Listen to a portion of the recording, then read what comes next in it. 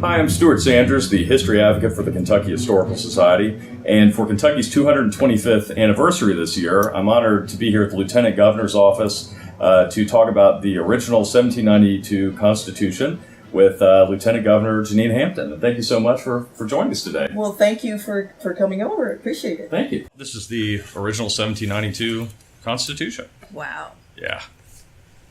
And we've got this over at the Kentucky Historical Society. And so there are four. So this is the first one. It was done right after all the... You're welcome to turn the pages if you like. So we've got to protect it. The plastic won't harm it. Won't harm the pages. No, but it actually protects it. And wow, look at the writing. Yeah, I know. It's exquisite. We also have the journals that go along with this too, showing the arguments they were making for and against different points. And Thomas Todd, who was a Frankfurt attorney, was actually the secretary. Mm-hmm. And so he was the one who did all the scrawling, we think. I don't think the dueling requirement was in there then.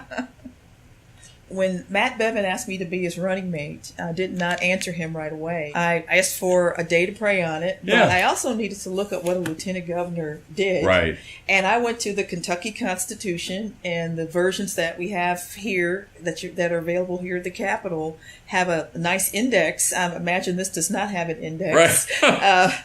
But it comes with an index, and I looked up lieutenant governor and went to that section. And then you could see what's prescribed for the lieutenant governor.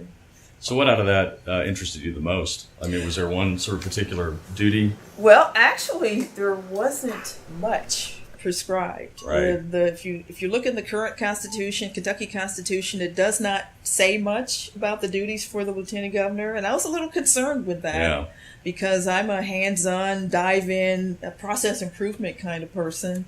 And I just didn't want to spend 4 years being a ribbon cutter. Right. And fortunately, with the beauty of this office is that I can define it. The governor and I can define it as we see fit. And so it's been very rewarding. Nice. Very, very rewarding, yes. What's been the most rewarding thing so far? Oh, hands down, talking to kids. Yeah. Talking to students. Yesterday, I visited my 76th school. Wow. And we've estimated that I've spoken to over 40,000 kids. Wow. Yes, all around Kentucky. What's a typical message? Kentucky. Oh, I'm asked to share my personal story. Nice. Story of rising from poverty out of Detroit. And I just want them to know that they're capable of far more than they may believe. And they may not see it now. They may not see it in 5 years or 10 years or maybe even 20 years. Because if someone had told me that someday I would be the lieutenant governor of a state, I'm not sure I would have believed them. So I know what kids are capable of, and sometimes they just can't see it, and I just want them to know that. So growing up in Detroit, how did original documents like this influence you and your life growing up, and then also the decision to become lieutenant governor? Well, I knew as a kid that I was blessed to live in the United States of America. I knew, and this was in the first 10 years of my life was during the 1960s, so civil rights era. And but despite all that turmoil, I knew that I was truly blessed to live in this nation at this time. I knew there were other places in the world where minorities aren't treated well, where certainly women aren't treated well, where maybe girls aren't even allowed to go to school. And so I just had a deep appreciation for the United States of America. Now, also as kids, we study the U.S. Constitution, and like most kids, I didn't exactly memorize it or any of that.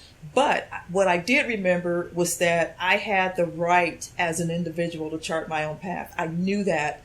And so I have a reverence for the Constitution, so much so that when I joined the Air Force, before I took the oath, I asked my recruiter for a copy of the oath to which I was going to be swearing, and I read it line for line, word for word. I wanted to make sure that I agreed with every word of that oath.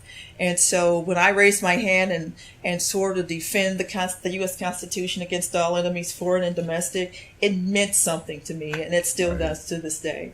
So with that reverence to the U.S. Constitution, what does it feel like as Lieutenant Governor to have a chance to look at the original 1792 Constitution? Oh, this is amazing. I never would have thought I would have had a chance to hold this, to actually see this.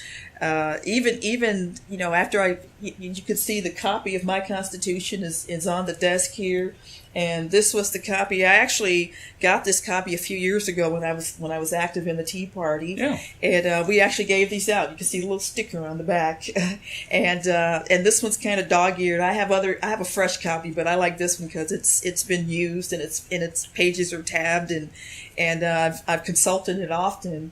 And so it means a lot to me. It really does. I know the beauty of our Constitution. Actually, believe it or not, Bono of the rock group U2 said it best. He's from Ireland, so this is, I don't even think he's an American citizen, but he said that this nation was the first to claw its way out of darkness and put down on paper self-evident truths. And he said, and God love you for it.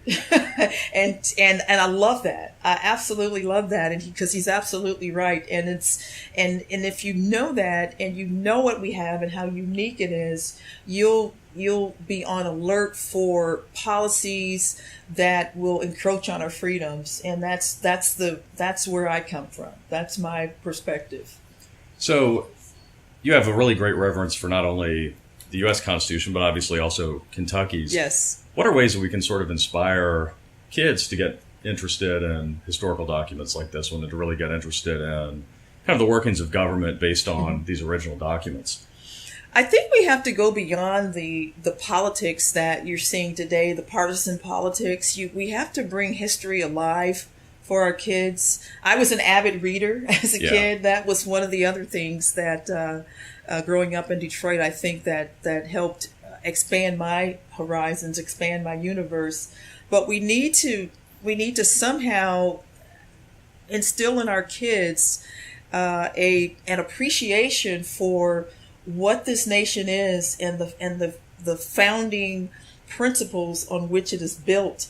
And they need to know it. Maybe we need to introduce them to other types of governments and the pros and cons, and have them debate. Make the history classes come alive. Make the government classes come alive, because otherwise it just seems like boring stuff. I was in Washington, D.C. last week. I had the privilege of traveling with an honor flight, which is a chartered flight that takes World War II as well as Korean and Vietnam vets to D.C. to see the memorials. And when I was walking the Vietnam Wall, and I don't know if you've ever seen it, but it's etched with the names of the tens of thousands who died during that conflict. And there was a group of kids there, a group of some students who were walking towards me. And one young lady just said rather flippantly, "What are all these names on this wall?" And she didn't even know why they were there. That's a shame. That's really a shame, because if and you've heard the old adage that if you don't know your history, you're doomed to repeat it. I truly believe that. And if these kids don't have an understanding of where our current privileges come from, where those, the founding principles, then they'll lose it. They will wake up one day and their freedom will be lost. Well, related to that, how important is it that organizations like the Kentucky Historical Society preserve original documents like this? It's extremely important. I'm kind of concerned that since they're not teaching cursive writing anymore, we'll have a generation of people who can't even read this. And I know this is old style, and it's beautiful writing. Right. It's absolutely beautiful writing. There's no whiteout in this, but just it's so elegant. But it's important that we can at least read it for ourselves, because things get changed in interpretation over time, and you can read all the books on it, but it's always good to go back to the original documents at some point, I believe. And so I think for kids, for them to be able to see this would just be certainly an advantage. Right. We sort of feel like we're kind of the collective keeper of Kentucky's memory in a lot of ways. Mm-hmm. How do you think that Kentuckians, in thinking about original documents like this one, how do you think they can use the past in order to confront the challenges of the future, or deal with, current events, for example? We just need to go back to basics. Sometimes we I don't think things are overly complicated. I really don't. Our problems aren't overly complicated, and sometimes the issues that arise are because we're not doing the basics, what we should be doing. And if you don't know these original documents, if you don't know the basic principles, it's easy to dismiss this as saying, well, that was another time and we didn't have iPhones and cars, but the basic principles of human interaction don't change. Just common decency, the need to be free, and what that means, what that truly means, doesn't change. And we can better understand that by going through these historical documents. So this year we're celebrating Kentucky's 225th anniversary. And looking back to the past and the people who crafted this document, how do you think we can use them to really inspire future generations? Well, I would hope that maybe you can, the Historical Society can maybe do something that would make this fun for kids, maybe pull out excerpts and show how it's relevant to the present, despite all the technology, all the advantages that we have now, the communications that we have now, and just show how people communicated back then that's still relevant today. And again, it's just the basics of human interaction, how well we treat each other. It's timeless. It's truly timeless. Really appreciate you taking the time to meet with me and talk about the Constitution and take a look at this wonderful founding document. Well, I appreciate you bringing this over to our office. It's gorgeous. Well, thanks. It's just so wonderful to have that little piece of history in this office. Well, on behalf of the Kentucky Historical Society, thank you so much for meeting with us. Thank you.